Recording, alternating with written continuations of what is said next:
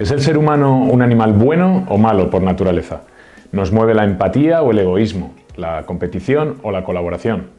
Bienvenidos, bienvenidas a la Comarca Cinéfila. Hoy analizaremos la serie El Juego del Calamar, que ha sido la serie más vista hasta el momento en la historia de Netflix.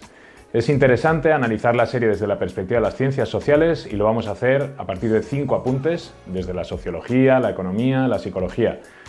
Os animamos a que comentéis vuestras reflexiones sobre la serie y sobre este análisis. Empezamos.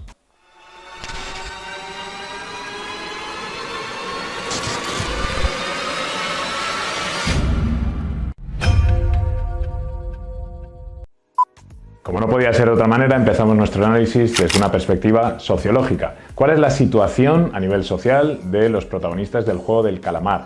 ¿Cuál es la estructura social?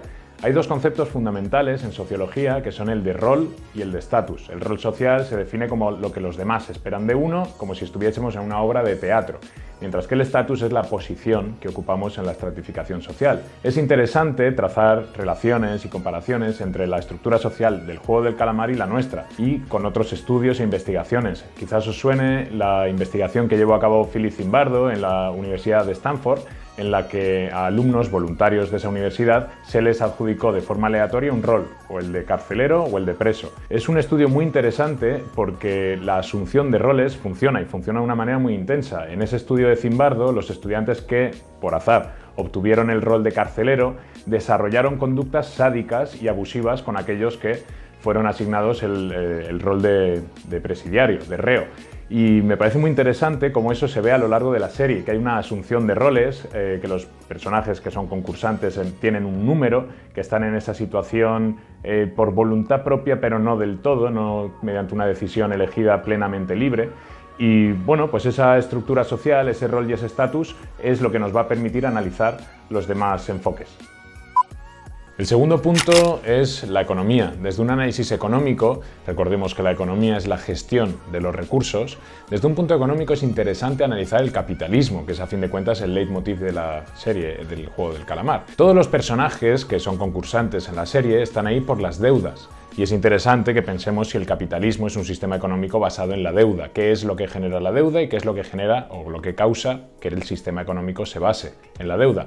Todos los personajes que acaban concursando lo hacen porque están endeudados, pero no todas las causas son iguales. Algunos están endeudados por inversiones que salieron mal, otros, como el protagonista, por decisiones propias que parece que salen mal, como es el caso de la adicción a las apuestas, y otros, como el personaje indio, porque han sido engañados y estafados por un jefe que no le paga. En consecuencia, con el capitalismo de la mano va el liberalismo, un sistema ideológico quizás que justifica que el Estado no intervenga o que lo haga lo mínimo porque los individuos son responsables o deben ser responsables por sus acciones. ¿Hasta qué punto eso ayuda o perjudica? ¿Hasta qué punto es justo o injusto? ¿Hasta qué punto esa vergüenza que asume el individuo explica conductas de desviación y de delito? Si os interesa profundizar sobre esta idea de la asunción de culpas y de responsabilidades, es interesante acudir a la String Theory de Robert Merton, un sociólogo que se centró en la idea de que la sociedad nos pone unas metas que debemos perseguir y unos medios legítimos y lícitos para llegar a ellas. ¿Qué sucede cuando esos medios legítimos no nos permiten llegar?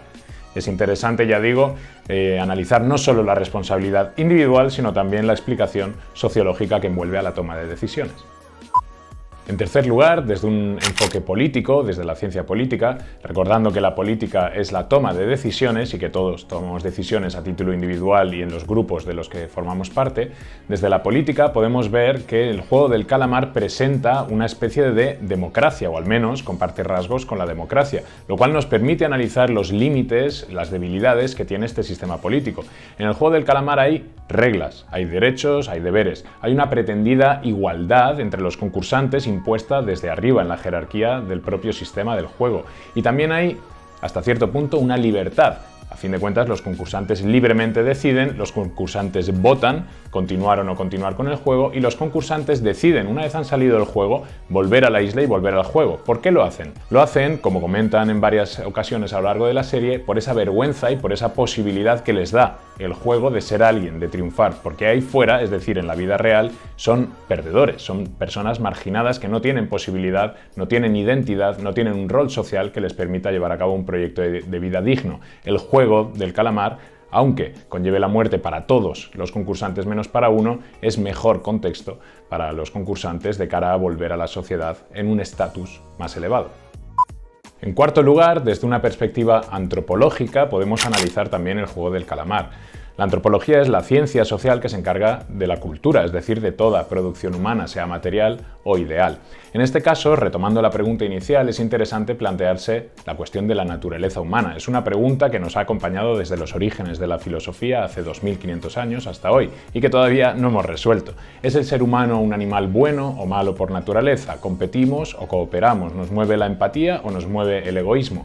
Es interesante rescatar a Platón, el intelectualismo moral de Sócrates, que dice que para hacer el bien tenemos que conocer el bien y que al mismo tiempo, una vez hemos conocido la idea de bien, vamos a actuar de forma justa y correcta. Se puede estar de acuerdo o en desacuerdo con Platón y Sócrates, como se puede estar de acuerdo o en desacuerdo con los contractualistas. Tenemos a Hobbes, por ejemplo, que dice que el hombre es un lobo para el hombre, que somos egoístas por naturaleza. Tenemos a John Locke, que habla del Leviatán, que dice que es necesario que haya una figura externa, un Estado, al que demos nuestra libertad para que nos dé a cambio seguridad. Es interesante también rescatar a Rousseau, que dice que el ser humano es bueno por naturaleza y la sociedad, el contexto, le corrompe. Y hay estudios más recientes desde la neurociencia, la neuropsicología, que dicen, que estudios con bebés, que somos por naturaleza animales compasivos, animales que cooperan, animales que se ayudan mutuamente. Cada uno pensará lo que considere y la verdad quizás esté ahí fuera. Estamos llegando al final de nuestro análisis y lo vamos a hacer con un apunte desde la psicología. El primer concepto con el que creo que es interesante analizar el juego del calamar es el concepto de narrativa. Somos animales narrativos, necesitamos explicación para los fenómenos y para el contexto del que formamos parte. Por eso los concursantes, una vez llegan a la isla, una vez ven el primer juego, en qué consiste y están en una situación de shock, empiezan a dar respuesta a su incertidumbre, empiezan a rellenar los huecos, por así decir, y a partir de su verdad subjetiva empiezan a tomar decisiones cada uno según su moral. En nuestro contexto de incertidumbre lo vemos en la situación de pandemia, con las vacunas, etcétera, como los grupos, los individuos tienen verdades o asumen verdades desde unas perspectivas u otras porque nadie es capaz de quedarse en el limbo, quedarse en la incertidumbre. Y eso creo que explica bastantes de las conductas que vemos a nivel político y a nivel cultural hoy en día. Otro concepto muy interesante es el de indefensión aprendida, un concepto que se puede aplicar a los judíos en los campos de concentración nazis. Y aunque la estética del juego del calamar sea con más colorido y de un carácter quizás más posmoderno, es interesante trazar relaciones y comparativas con la situación de los judíos y del Holocausto. Fijaos en que los concursantes asumen ese rol de presos, asumen un rol de indefensión, asumen un rol de víctimas constantemente, igual que hicieron los judíos en los campos de concentración. Y a nivel de la psicología social, ese concepto es el que explica que una mayoría no se rebele contra una minoría que está en el poder para conseguir un cambio. Por último, dentro de este análisis psicológico, el concepto de adaptación hedonista nos explica o nos dice que el ser humano, cuando recibe placer y se acostumbra a ese placer, deja de satisfacerle, deja de saborear y deja de percibir ese placer, de manera que necesita cotas más altas en periodos más cortos de ese input que le da placer. El estoicismo, una filosofía griega desde hace más de 2000 años, basa la llegada a la felicidad en el placer sensorial, pero nos advierte de que ese placer debe ser consciente y debe ser dentro de unos márgenes justos. Por eso los propios griegos pasaban unos periodos durmiendo sobre el suelo, pasando frío a propósito para después disfrutar del placer de dormir en una cama abrigado. Hoy en día, en una sociedad con tantos estímulos constantes, más cortos, más explícitos, quizás se nos haga más difícil encontrar la felicidad con todas las opciones que tenemos y con la constante diversión de estímulos y de vías para llegar a la felicidad. Hemos llegado al final del análisis del juego del calamar. Me parece muy interesante en este punto trazar relaciones y comparaciones con otras series y películas similares, porque la puesta en escena puede ser original en cuanto a la estética, pero no tanto en cuanto a conceptualmente, en cuanto a la finalidad o a la estructura de la propia narración. Series como 3%, películas como The Circle o Cube en sus 3 entregas, nos plantean esquemas similares de toma de decisiones en grupo en la que todos son víctimas y solo puede haber un ganador o unos pocos. Puede traer a la mente también la teoría de Nash, de teoría de juegos, la toma de decisiones, la imitación, cómo funcionamos también movidos por el grupo. Podemos traer a colación también a Viktor Frankl, el fundador de la logoterapia. Logos, que significa razón en griego, nos da una idea de por dónde van los tiros en este campo de la psicología. Para este psiquiatra, el ser humano necesita esa razón, como decíamos antes. Y tiene un libro muy interesante y muy famoso que se llama El hombre en busca de sentido. El propio Viktor Frankl fue víctima del holocausto nazi, estuvo en un campo de concentración y allí entendió esa frase de Friedrich Nietzsche que dice que quien tiene un porqué es capaz de soportar cualquier cómo. Algo que vemos en una de las protagonistas cuando en el juego de los dados se deja perder porque no tiene un porqué, no tiene una vida más allá del juego y entiende que lo justo es dejarse perder para que sobreviva la otra persona y así tiene una vida que vale la pena ser vivida. Y por último, pregunta que os lanzo. ¿Quién soy yo, quiénes somos nosotros en el juego del calamar? ¿Soy concursante, soy víctima? ¿O soy minoría rica, soy élite que está viendo a los que compiten, a los que juegan, a los que mueren sin hacer nada? Podemos pensar en nuestro consumo. Sabemos que detrás de nuestra tecnología y nuestra ropa hay víctimas. Sabemos que en nuestra propia sociedad hay víctimas. Sabemos que somos animales en general pasivos, que nos acostumbramos a lo injusto y no hacemos nada.